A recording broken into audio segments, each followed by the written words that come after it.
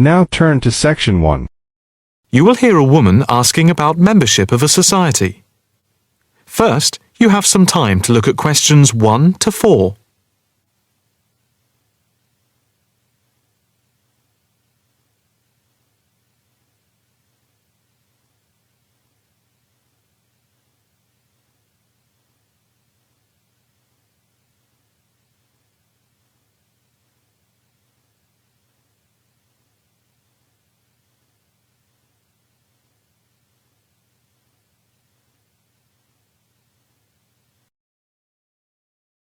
Now the test will begin.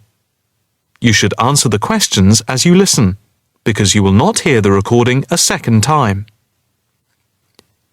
Listen carefully and answer questions 1 to 4. Hi.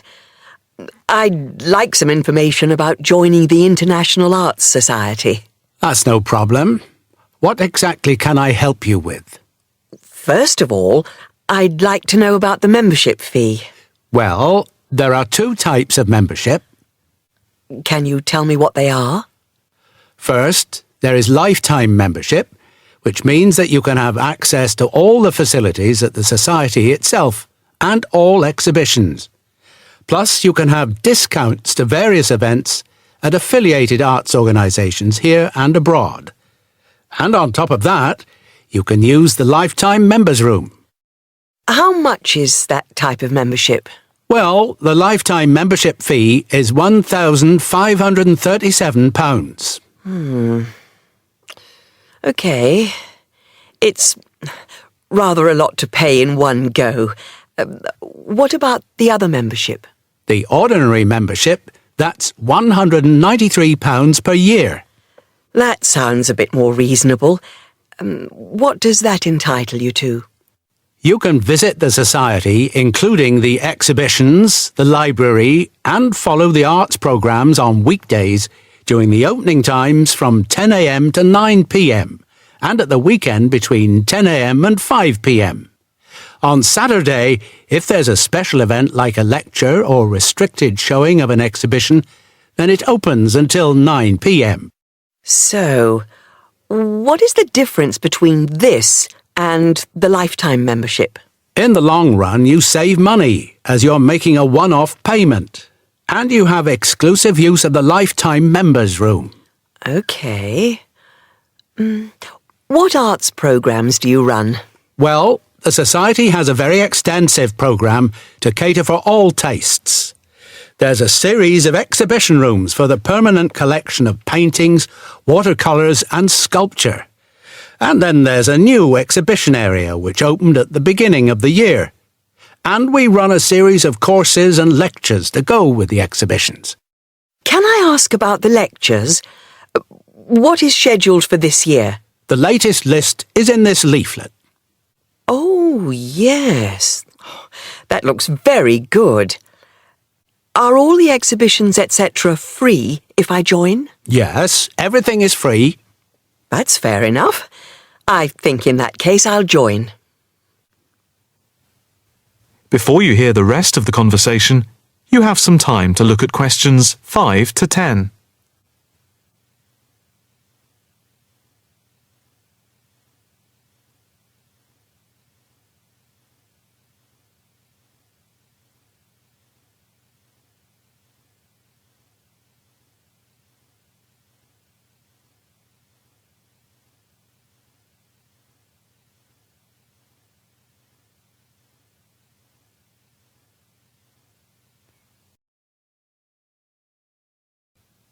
Now listen and answer questions 5 to 10.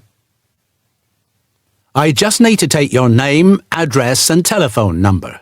First, your name. Margaret Rochester. I take it that's R-O-C-H-E-S-T-E-R. Yes, that's it. And the address? It's 55 Stone Avenue. OK. Avenue. And the postcode? Let's see. It's MA7 4PQ. And a daytime telephone number? Can I give you my work number? Yeah, that's fine. It's 0207 895 2220 and the extension is 6633. Can I pay by credit card? Yes, of course. Do you want to pay for the full year at one time or by monthly instalments? You pay £4 extra a month if you pay by instalments. OK. I think I'll pay by monthly instalments. Right. If you just complete this form, then we can set up the monthly payments. OK. If you just put your PIN number in the machine, I can deduct the first month's payment. Right. That's gone through. Here's your card. I now just need to take your photograph over here, and then I can put it on your membership card. OK. That's it. I'll just print out your membership card. Right, here you are. Thank you. By the way, can I bring any friends to the Society exhibitions and lectures? With the ordinary membership, we can issue a day pass once a fortnight, which allows you to bring a friend in. But you have to accompany them. Thank you. Can I go in now? Yes. You just swipe your card here. That is the end of section 1. You now have half a minute to check your answers.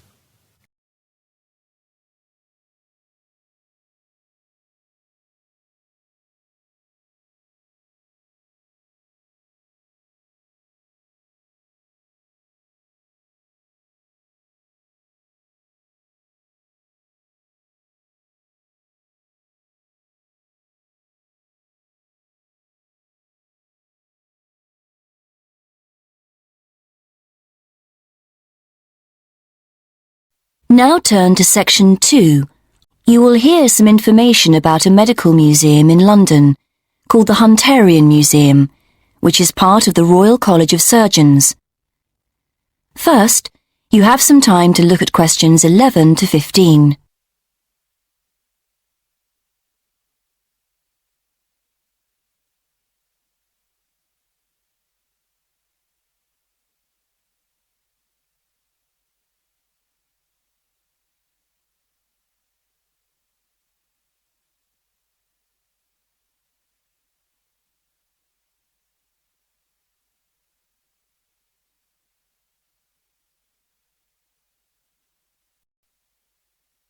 Now listen and answer questions 11 to 15.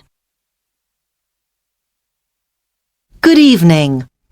I'm here to tell you about the Hunterian Museum in London, which is part of the Royal College of Surgeons. Although a medical museum, it is open to the general public. The museum specialises in the history of the study of anatomy, and especially the work of John Hunter in the 18th century. If you would like a free guided tour of the museum, then come along at 1 o'clock any Wednesday. Spaces on the tour are limited to 25 though, so it's best to reserve a place by phone, and these tours are for individual members of the public, families, and small groups of friends only. Tours for groups of school students can also be arranged, and these are also free of charge.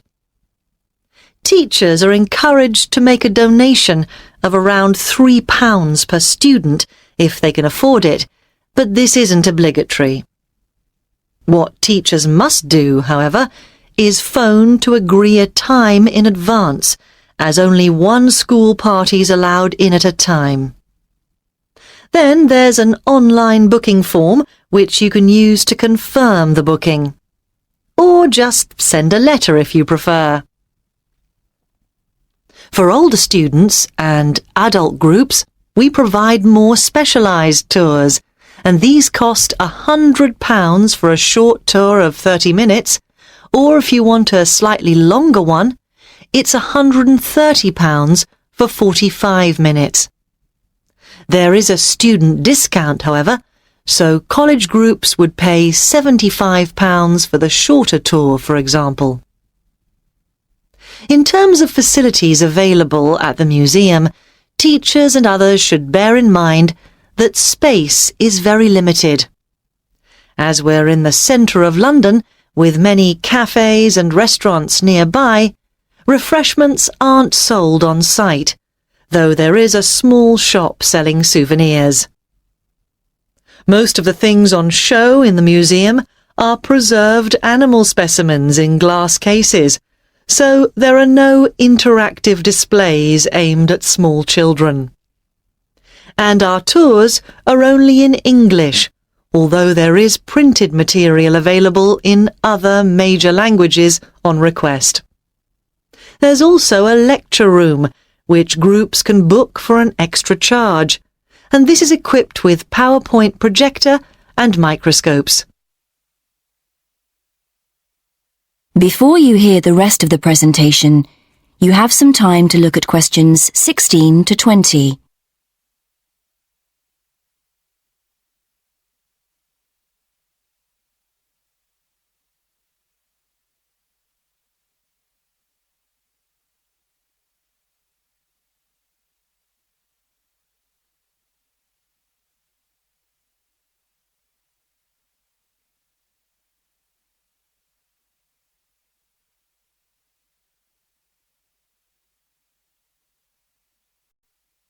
Now listen and answer questions 16 to 20.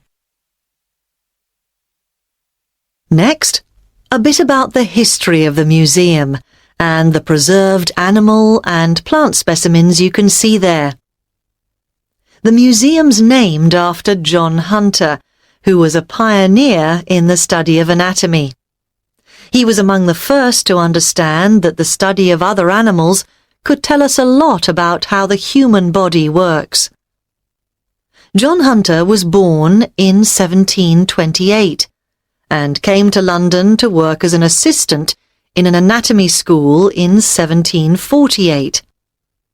Here John did his training in the study of human anatomy. It was after 1760, however, that he turned his attention to animals. That's when he became a surgeon in the army, spending 3 years in France and Portugal, where he started collecting and preserving animal specimens such as lizards. On his return to London in 1763, Hunter set up in private practice and started to build up his collection of specimens.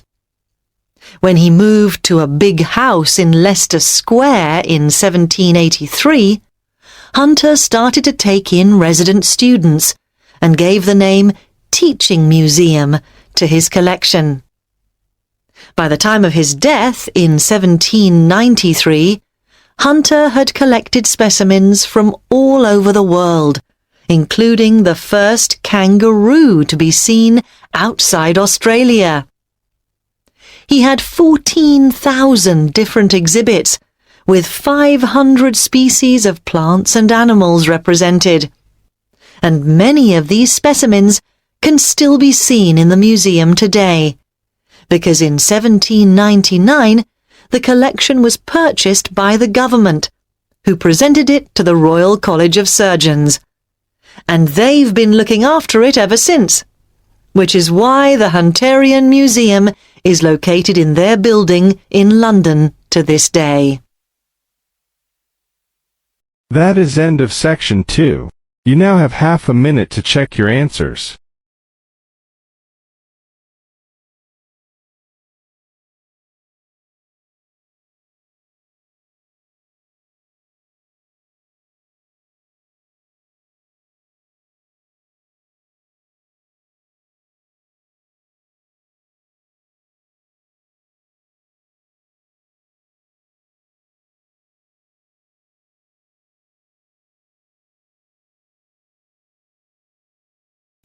Now turn to Section 3.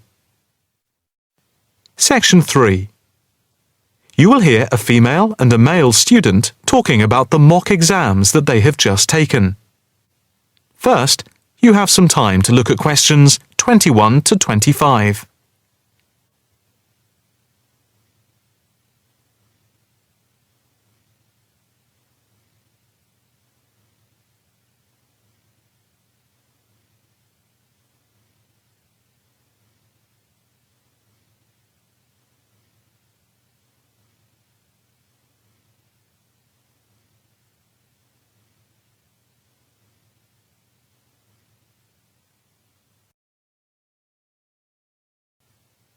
Now listen carefully and answer questions 21 to 25. So, what did you think of the practice exams last week? You mean the mock exams? Yeah. I thought some of them were tough. They were certainly hard and generally they were very long. Yeah, they were spread over a whole week, which made it impossible to relax. Exactly. But what did you think of each test? Of the 7 exams we did, the least enjoyable for me were the 2 3-hour essay papers. Why didn't you like the essay papers? I'm not particularly good at writing things down like that in a short space of time. And I don't think it's a good way of testing our theoretical knowledge of medicine. I'm the opposite, I'm afraid. I'm much better in the written essay exams than the other types of tests. But what about the 2 multiple choice exam papers in basic science and anatomy? They weren't too bad. If you didn't know the answer, all you had to do was guess. That's okay, but I never feel comfortable with guessing. And you know that there is research that shows that women are disadvantaged when doing multiple choice questions compared to men. You've mentioned this before, but I'm not sure I believe it. It's true. Multiple choice questions benefit men more than women. They are a male construct. If you say so. It's not if I say so. Anyway, you have to be careful with multiple choice questions because of the negative marking. That can really bring the score down if you keep guessing and get all of the guesses wrong. It's double negative. Yeah, that is a danger. What about the role play? Did you like that? Yeah, with the actors and actresses as simulated patients. Yeah, I thought that was by far the best part of the exam. Why was that? What I liked about it was during the 24 test stations, we had a chance to show what we know about communicating with patients and show our practical medical knowledge, etc. Yes, I think I agree with you there. I enjoyed all of the stations, but I can tell you I was tired at the end. I have done a practice exam with 12 test stations, but not 24. It was exhausting, but also exhilarating. I agree completely. It lasted nearly 4 hours in total with the break. Before you hear the rest of the conversation, you have some time to look at questions 26 to 30.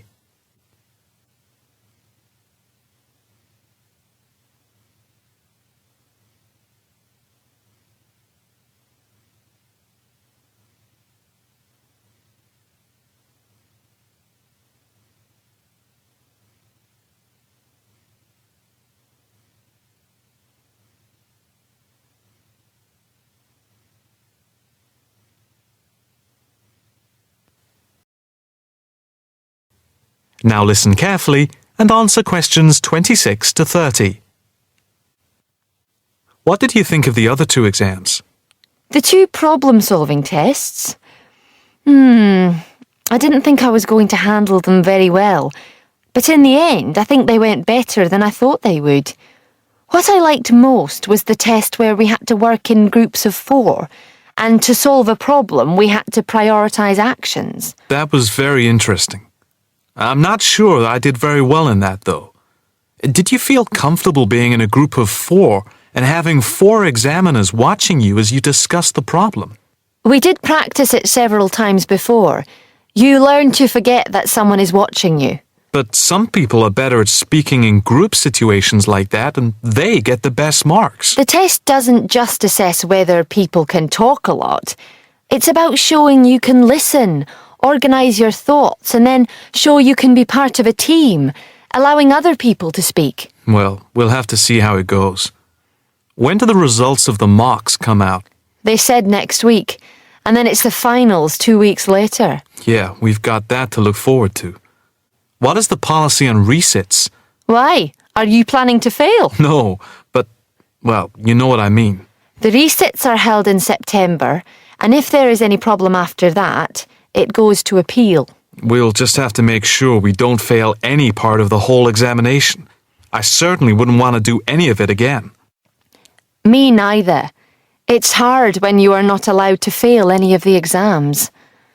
I bet they don't have that policy in any other subject. Probably not. That is the end of section 3. You now have half a minute to check your answers.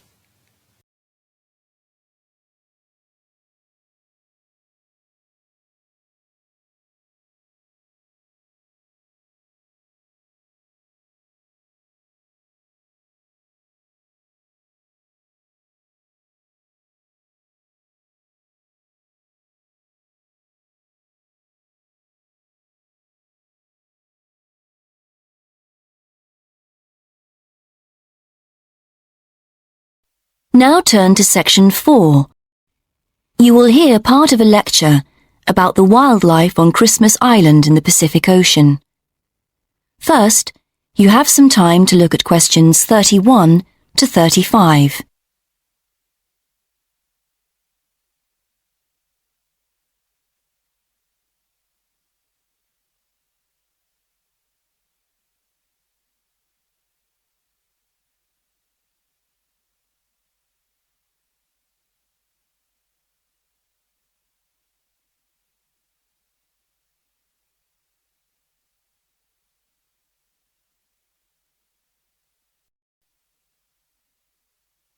Now listen and answer questions 31 to 35.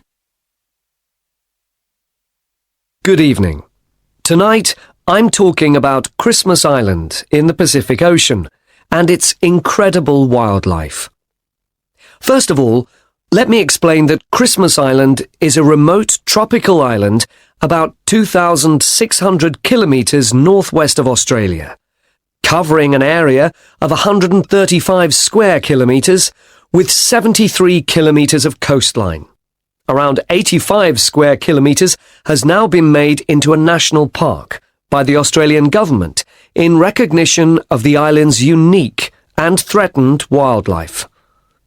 Although there's great potential for tourism on the island, the most significant economic activity is currently mining, as there's a good supply of phosphates in the local rock. The role of the national park is therefore to protect the wildlife, rather than to attract visitors. Like other remote islands, Christmas Island has a number of unique and endangered species, some of which are already extinct or under threat of extinction. 2 rodent species are known to have died out, as has 1 species of bat, and a number of reptile and bird species are seriously threatened. The best known of all the island's creatures, however, are its land crabs, which are found in large numbers and which are essential to the island's ecology. And for an 18-day period each year, one of the island's 14 crab species, the red crab, becomes the centre of widespread attention as it makes its spectacular migration to the sea to breed. More about that in a moment. Aware of the need to do more to protect the fragile ecosystem on Christmas Island, the Australian government has commissioned a report from the expert working group it has set up to investigate the problem. Previous inquiries by government-appointed committees did lead to the setting up of the national park, so there is much to hope for. Before you hear the rest of the lecture, you have some time to look at questions 36 to 40.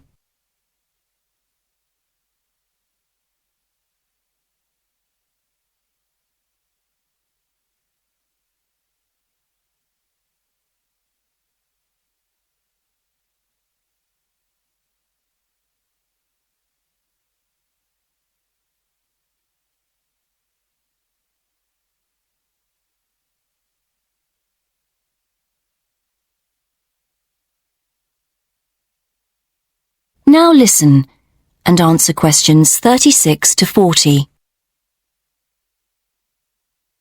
So, back to the red crab, which has attracted quite a bit of media attention in recent years. The red crab is found all over Christmas Island and is vital to its ecosystem.